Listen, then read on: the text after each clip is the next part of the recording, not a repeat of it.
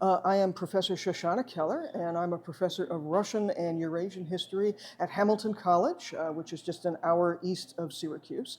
And I'm here to present my new research, which is a spatial analysis project called Mapping the Peoples of Kazakhstan.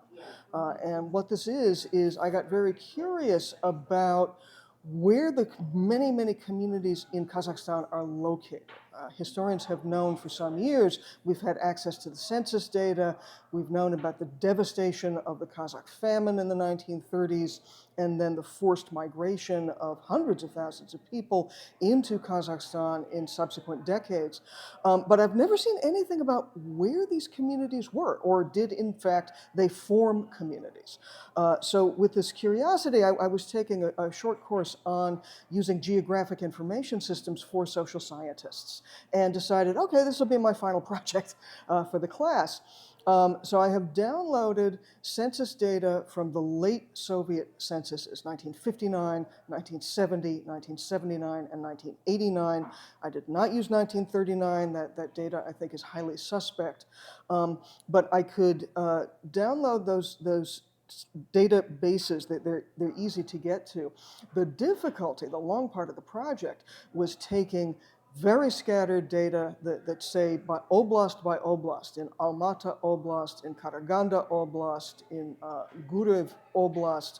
Here are all the nationalities, and it's kind of a jumble.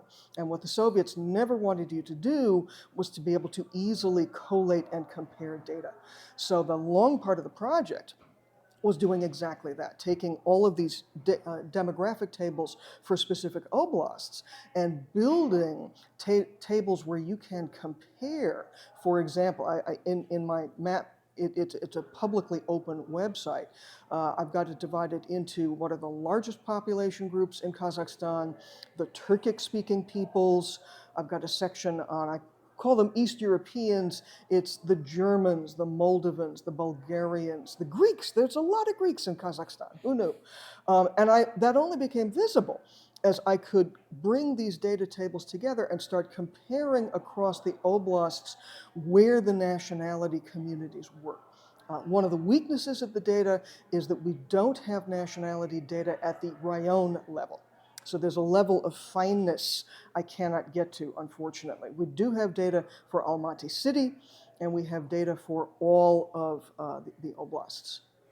Wonderful. And what are you doing here at the CESS conference? I just finished presenting my data. This is the first time. I just finished building this website about a month ago. So this is kind of the public debut of this project.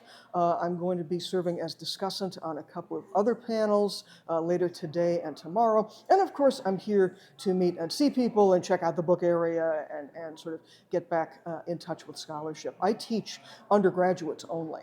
And so for me, this is a nice time to be able to meet with my colleagues and get back to that level of knowledge about Central Asia.